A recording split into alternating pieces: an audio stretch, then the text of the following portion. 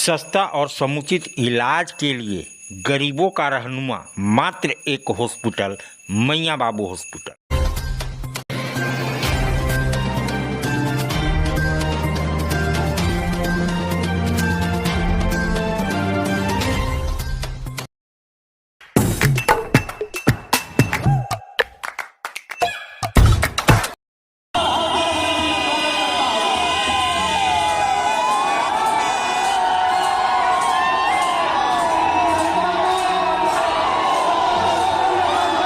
ये जो भीड़ देख रहे हैं, ये उस नौजवान से मिलने के लिए है जो गरीबों के दुख और दर्द को समझता है।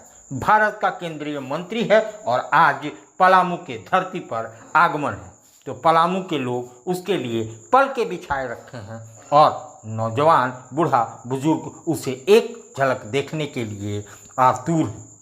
मैं बताते चलूँ, पलामू जिले के लेस्लीगंज प्रखंड मुख्यालय के गांधी चौक के समीप अटल स्मृति भवन परिसर में वीर बाबा चौहरमल और पूर्व केंद्रीय मंत्री रामविलास पासवान के प्रतिमा का अनावरण लोजपा के केंद्रीय मंत्री चिराग पासवान के द्वारा किया गया। केंद्रीय मंत्री चिराग पासवान का स्वागत पुष्पमाला उपहार देकर किया गया। साथ ही उनके स्वागत में हजारों की संख्या में लोग मौजूद होकर नारे भी लगा रहे थे। मौके पर चिराग पासवान ने कहा कि मैं झारखंड का बेटा हूं, क्योंकि मेरा जन्म जब हुआ था तब झारखंड और बिहार एक थे।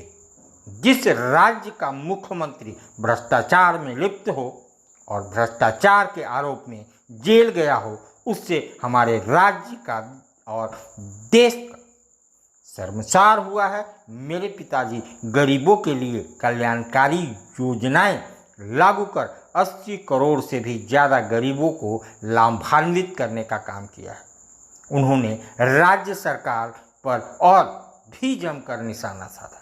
मौके पर केंद्रीय मंत्री चिराग पासवान, पांकी के वर्तमान विधायक कुशवाहा शशिभूषण मेहता भी मौजूद थे, जिन्होंने मूर्ति का अनावरण किया। आइए देखते हैं ये रिपोर्ट। जब बिहार और झारखंड एक ही था, तो इस नाते ये मेरी जन्मभूमि भी है। आज अपनी जन्मभूमि पर अपने परिवार के बीच आने का मुझे सौभाग्य मिला। सबसे पहले आप सबको हाथ जोड़कर प्रणाम। साथियों, आज आप लोगों के बीच एक खास मकसद से आया हूं, एक खास उद्देश्य से आया। आप सब जानते हैं कि जल्द झारखंड में विधानसभा के चुनाव होने वाले और ये विधानसभा के चुनाव निर्धारित करेंगे हम लोगों के आने वाले 5 साल का भविष्य। हम लोगों ने पिछले 5 साल भी देखे, हम लोगों ने एक ऐसी सरकार को देखा जिस सरकार ने हमसे हमारे हक अधिकार छीनने का काम किया। एक ऐसी सरकार जिसके शासनकाल में हम लोगों पर अत्याचार, उत्पीड़न बढ़ने का काम हुआ। और एक ऐसी सरकार जिसके मुख्यमंत्री की वजह से हम लोगों को शर्मसार होना पड़ा।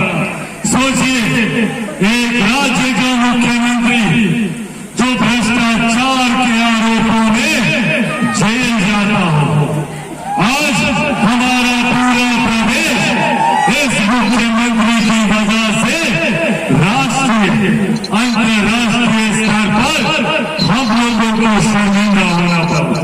साथियों, आज पुनः ये मौका हम लोगों के पास है। पुनः ये मौका है एक ऐसी सरकार, एक ऐसे मुख्यमंत्री, एक ऐसे नेतृत्व को चुनने का जो सही मायनों में हम लोगों के हक, अधिकार और भविष्य की बात है। आज भी झारखंड आजादी के 75 साल के बाद भी पिछड़े राज्यों की श्रेणी में आता है। क्यों? जब भारत एक साथ आजाद हुआ, भारत के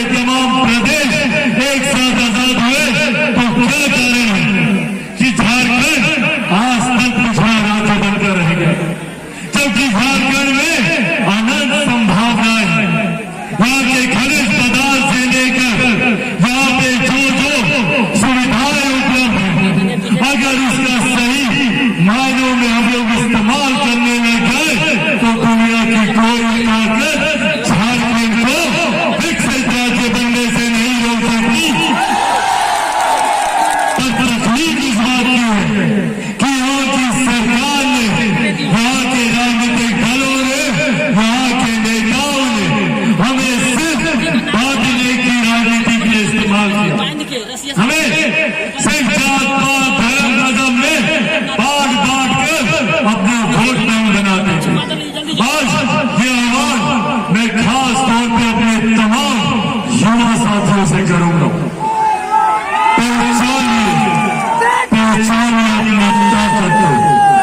65% युवा झारखंड में ऐसे हैं जिनकी आयु 35 वर्ष से कम है।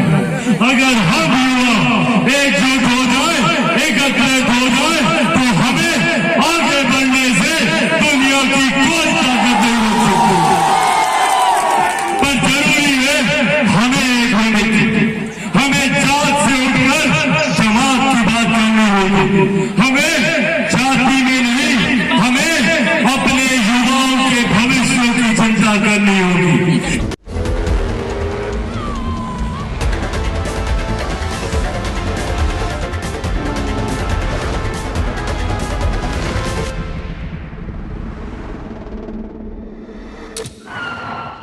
What did you see?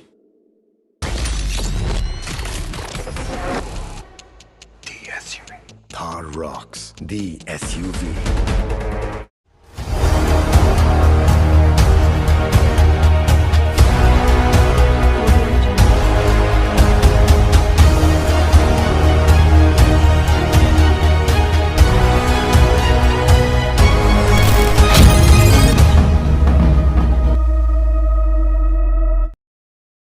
आज आप दिल्ली दरबार आए हैं। दिल्ली दरबार अपने आप में पूरे डाल्टनगंज को समेटने के लिए तैयार है, क्योंकि गांधी उद्यान पार्क में दिल्ली दरबार जब से आया है रौनक बढ़ गई है।